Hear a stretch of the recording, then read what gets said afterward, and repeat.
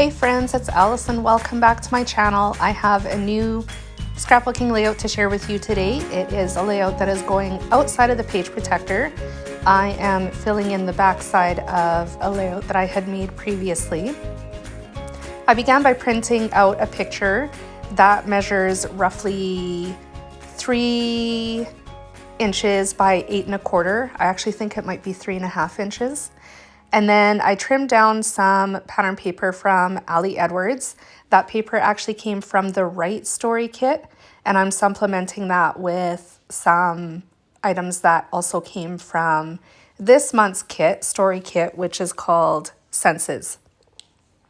The story is about a little trip that we made to the emergency room last week after an epic bloody nose, and that's basically what the journaling is about.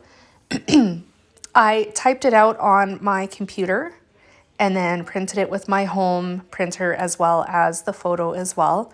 The title for this layout came from one of the 3x4 journal cards that came from the Senses kit. As you can see, it says Total Nonsense, and then the little white text below that says, "And here's why." I trimmed off the bottom part of that journal card because I knew that my journaling was not going to fit in the space that was left. And so I printed it on the pattern paper instead. The pattern paper is busy with those little pluses in the background, so it does make some of the words a little harder to see than the rest. I did have a couple options here for printing journaling in another way. First of all, I could have printed on vellum and then attached it over top. That way the pattern still shows through, but the journaling and the text is a lot easier to read. The other option was to print on just plain white cardstock. I didn't want to do that because it wasn't as fun. And so that's why I chose to print it on the pattern paper. I could have done the vellum as well, and I was thinking about doing it. But in the end, I didn't want extra layers that weren't necessary. So I skipped it. Now, I also, with that journal card, really debated whether or not I should add stitching to the Total Nonsense at the top of the card. I think it would have looked really neat, and I might go in the future and actually just add the stitching after the fact. I don't know yet.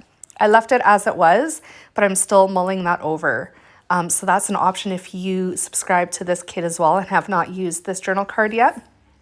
Now at this point, I realized I had forgotten to print off another picture that I had really wanted to use as part of this layout. When I was designing it, I was only thinking of the one photo that I blew up to 3.5 by 8 1/4 inches.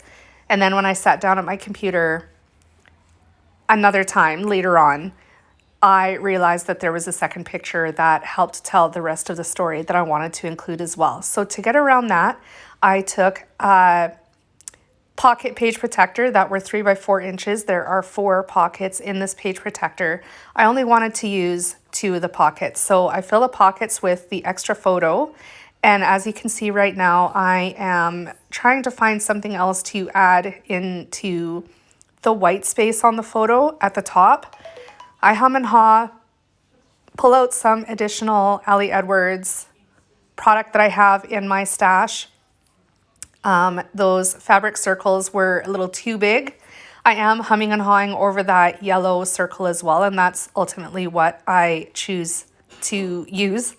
But I also pulled out these phrase stickers from the No Limits collection by Coco Vanilla.